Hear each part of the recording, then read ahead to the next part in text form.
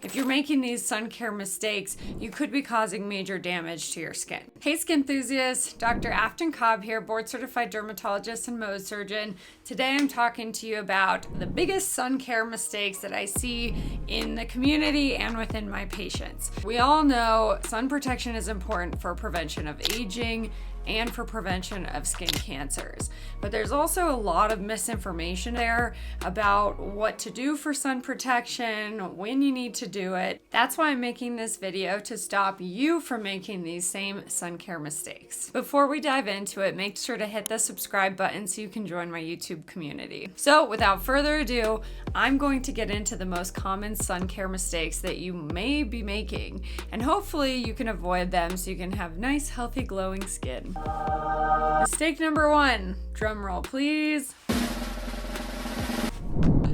Skipping your sunscreen. So whether you forgot your sunscreen or you underestimated the power of the UV rays and decided that you didn't need it, this is the number 1 most common sun care mistake that I see. People underestimate the power of the UV rays on cloudy days, or even just through the windshields, windows, and even the day-to-day walking around. You can get cumulative exposure. So even if you're not at the beach on a sunny day, you can still get UV exposure just from walking around town or going about your normal activities, running errands, and that exposure over a lifetime adds up. So my tip to avoid this, I would wear a daily SPF moisturizer. The recommended minimum SPF is 30. I personally like the tinted SPF moisturizers because those can also block from visible light, not just UV light. So look for a daily tinted SPF moisturizer. That way you know that you have some coverage no matter what. No matter what happens with the weather or what you happen to be doing, you know that you have some level of protection. Mistake number 2, you're probably not using enough sunscreen. So even the label on the sunscreen bottles where they tell you, oh, this is SPF 30, the conditions that they test the products in, you probably aren't getting that same level of SPF on your skin because of the ways that we apply it. When they do the testing, they're applying it pretty thickly, and most people, even dermatologists, probably aren't getting that same level of SPF. So you want to make sure you're using enough sunscreen. Typically we say you want to use a shot glass size for your entire body from head to toe. So you can think about that as a rule of thumb. Make sure don't skimp on the sunscreen. This is something that you want to make sure you're getting adequate coverage. Remember to apply it 15 to 30 minutes before you're going out into the sun. This is particularly important for the chemical sunscreens, more so than the physical blocking sunscreens, but it gives the sunscreen time to get primed and get ready for action on your skin. Also, if you're going out and you're going to be outside for long periods of time, you have to remember to reapply the sunscreen because it can break down when it's exposed to light, rub off when you're sweating. And so I usually tell my patients, make sure that you're reapplying every 1 to 2 hours, especially if you're doing something like swimming or water activities. So if you find yourself taking a shot, think of me and remember that about 1 ounce of sunscreen is what you're supposed to use to cover your body from head to toe.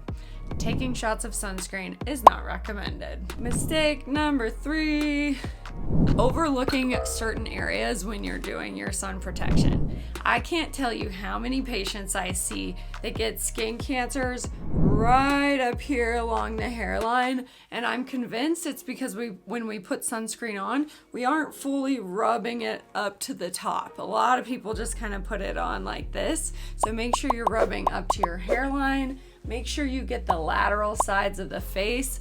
This is another common area where I see squamous cell skin cancers a lot because this is an area that people tend to forget. Other areas like the backs of the hands, the fingers, the tops of the feet, and for especially men who don't have hair covering their ears, the tops of the ears and even inside the ears. A lot of people don't realize that this is skin too on your ears, and you can get skin cancers here. And some of the worst basal cells and other skin cancers that I see are ones that actually track down into the ear, and they're a big pain to get rid of. So don't forget to do the sides of your face, the hairline, the ears, the tops of the feet, and the tops of the hands. The fourth most common sun care mistake I see is people relying solely upon their makeup for their SPF coverage. So a lot of makeups do have SPF coverage, and they also block from visible light because of the tint and the color in them. But often we're not applying makeup thick enough to be able to get that SPF and get the coverage you need.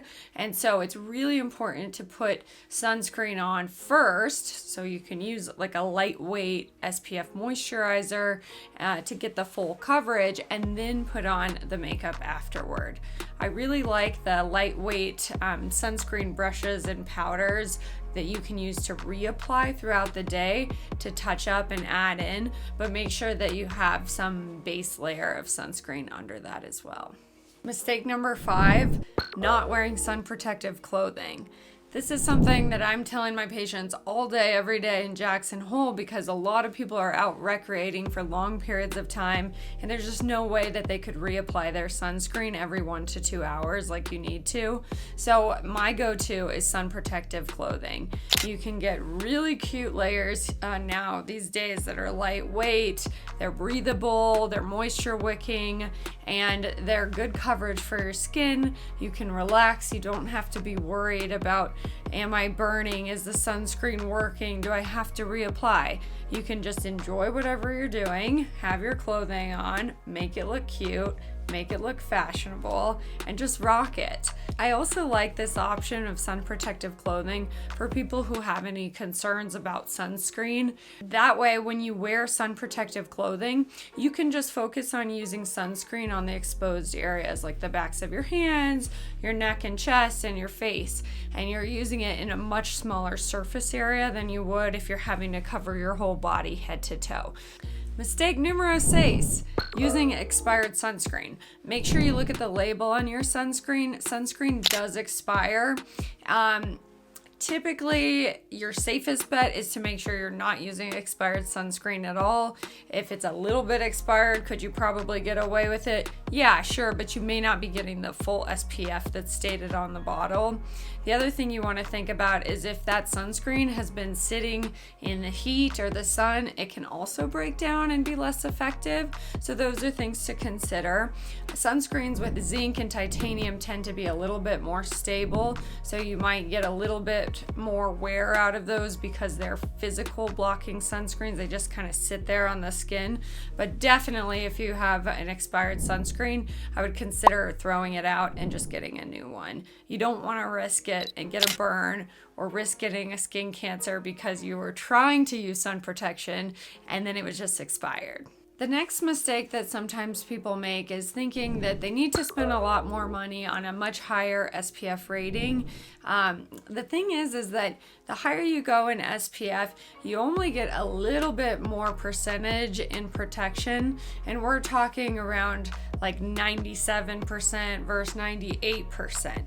And so if you really want to go hard, sure, you can get a higher SPF. There's nothing wrong with getting a higher SPF, but it's not giving you, for example, if you're getting 110 SPF compared to 30 SPF, you're not getting 3 to 4 times amount the improvement in sun protection. So just don't be fooled in thinking that a much higher SPF is going to be dramatically different. But if you want to use a higher SPF, there's nothing wrong with that.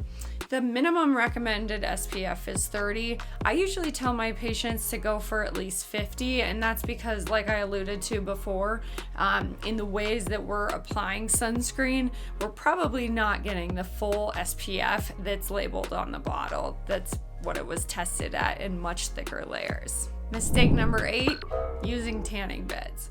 I hate to say it, but tanning is the new smoking. You should absolutely not be using a tanning bed. They're just like little carcinogen fields. And you know, I get it. When I was younger, I was in high school, I used to go to the tanning beds. I would get those cute little hearts and palm trees that you could put a sticker and you could see your progress of how tan you got compared to the rest of your pale skin. And now I cringe that I used to do that, and I'm just waiting to see where the skin cancers are going to pop up on my body. Definitely do not do tanning beds. Don't do them in preparation for a vacation or a trip to get a base tan. A base tan is still damage to your skin. There's no such thing as a safe tan.